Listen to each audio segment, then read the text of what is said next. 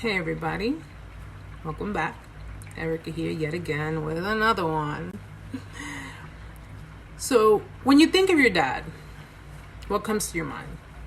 Like when I think of my dad, I think of someone who's hardworking, very respected, very respectable.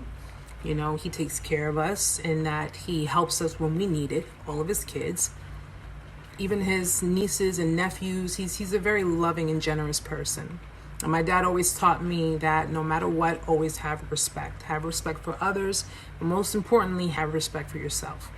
And your dad gives you the pearls of wisdom for you to, take on with you through your life. But now when you think of a narcissistic father, what do you think of? Yeah. We're going to get into that. Now, in a family with a narcissistic father, you got to understand, the narcissistic dad is the dictator, okay? He's the head honcho of the family. 9 out of 10 times, the codependent would be his wife, the mom. Or they can both be narcissists. You can have two parents that are narcissistic too. But let's just say for argument's sake, he's the head honcho. Mom is the enabler. And the children will be subject to whatever narcissistic abuse he lays out in that family. He'll designate the children as to who plays what role in that particular family and treat them accordingly. But what he'll also do is he can switch up the roles. He can turn the golden child into the scapegoat.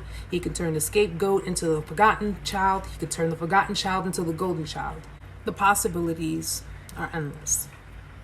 But in this video, I'm going to give you the signs of a narcissistic father and how it affects both his daughter and son, as well as his wife. The narcissistic father is self-centered and vain. Okay, he has this inflated sense of self-importance, and he's entitled to the best. He'll use people for his own good, so he does not mind taking advantage of people, all to the point of even possibly attempting to exploit them just so he can be catered to. And he's very charismatic. Everyone loved to be around him. Everyone loved his presence. And he's soaked in that. He's soaked in the spotlight of everyone admiring him. His imagination was one of a kind. His grandiosity was alluring, as well as his fantasies of success and prestige. He exaggerates his achievements, almost on the borderline of unrealistic. But his anger was truly scary. Some people get mad, they'll yell a lot, they'll argue. Not the narcissistic father. His anger was truly dangerous. It was so scary and so hurtful that he would hurt the child with his anger alone, and it will cut right to the bone. He could be aloof and unsympathetic. Now, as we know, narcissists don't carry empathy. So he wasn't sensitive to the children's needs as children. But he's extremely sensitive to his own needs. Because as we know, narcissists are about themselves. Doesn't change with the parent. Not a narcissistic mother, not a narcissistic father.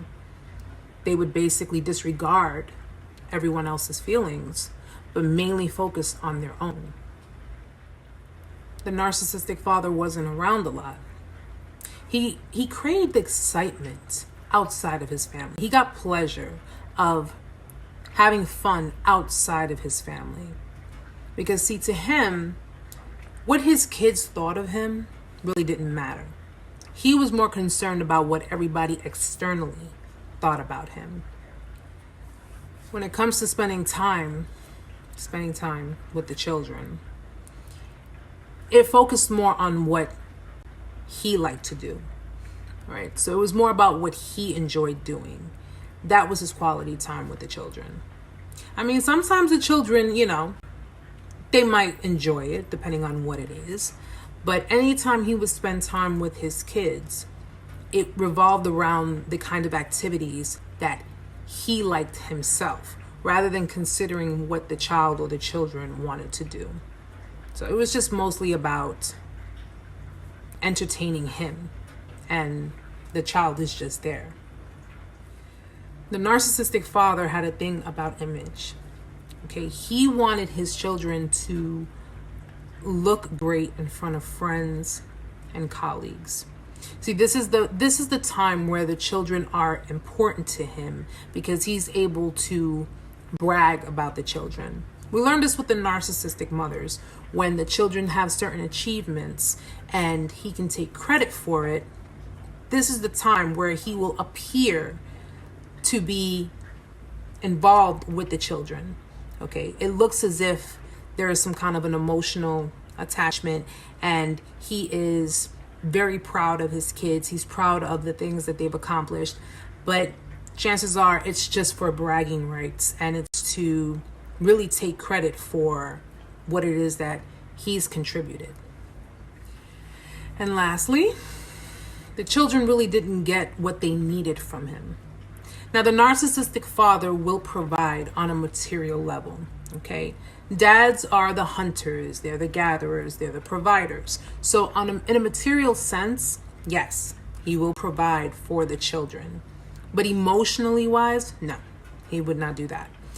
If the children wanted to, let's say, spend time with the father, have affection from the father would either do it sporadically or when it was convenient for him. So in other words, if he had absolutely nothing to do, or if there was, a little time in between to do it, okay, I'll do it.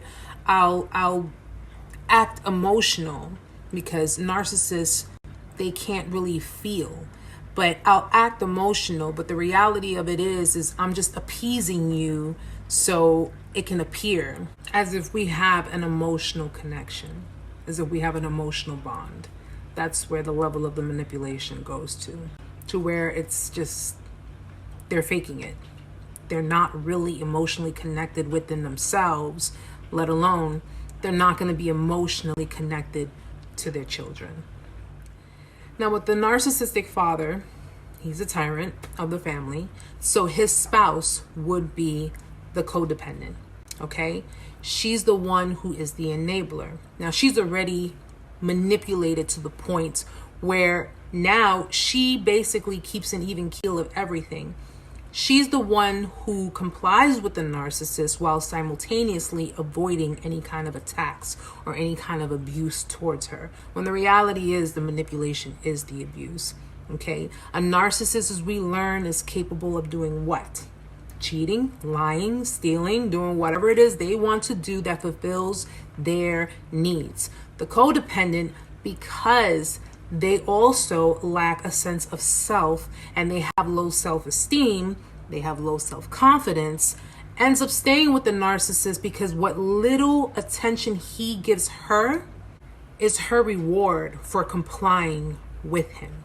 Okay, so though she thinks it's love, she thinks that he is in love with her, he loves her. No. Okay, it's just basically because she's willing to be his good supply, he sticks around with her. But unfortunately, what do we learn about narcissists? When they get bored, they don't have excitement, or if they feel that what's going on is just not doing it for them, they bounce. And of course, the effect that it has on the children is it creates very weak boundaries. Okay, so the children are deprived of emotion. They're deprived of affection. They're deprived of the proper attention and the proper care. These children will eventually create very weak boundaries. So when they go into their adulthood, depending on the role that they play in their adulthood. Now, if you have someone who is a codependent, their boundaries will be extremely weak. So anybody can walk all over them, manipulate them, hurt them, do whatever, because they don't have proper boundaries.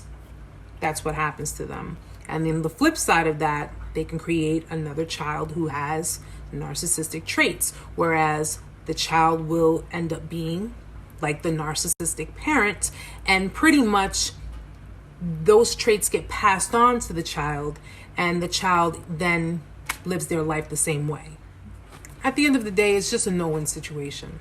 You know, whether the child becomes a codependent or a narcissist, child abuse is child abuse, okay? You are creating a dynamic where your child is unable to really experience genuine love, emotions, affection, pure emotions. I can't listen. I love my son with all my heart, okay? And I try my best, especially with my son being autistic. He does not know how to process emotions. So it's my obligatory duty to make sure that he understands that. My son is sensitive, but I want him to understand that he can be sensitive to his own needs, but he also has to be sensitive to other people's needs. That's what we need to teach our children. So guys, these are some of the traits of a narcissist dad, you know, but just keep in mind, a narcissist will attract a codependent. It's like a magnet, okay? A narcissist attracting another narcissist, what do you do when you turn the magnets around? They resist, because two people who want to have control will never work out. Never ever works out. I say that two narcissists trying to be together is like the devil taking two of his top ranking officers and having them commit suicide. That's my personal opinion. All right. But guys, hope you enjoyed the video. I hope it was helpful for you all. Give me feedback if you have any, and stay tuned for my next video, which is going to be the female sociopath. Oh, I know some of you fellas are going to like that one. So have a good night. Namaste.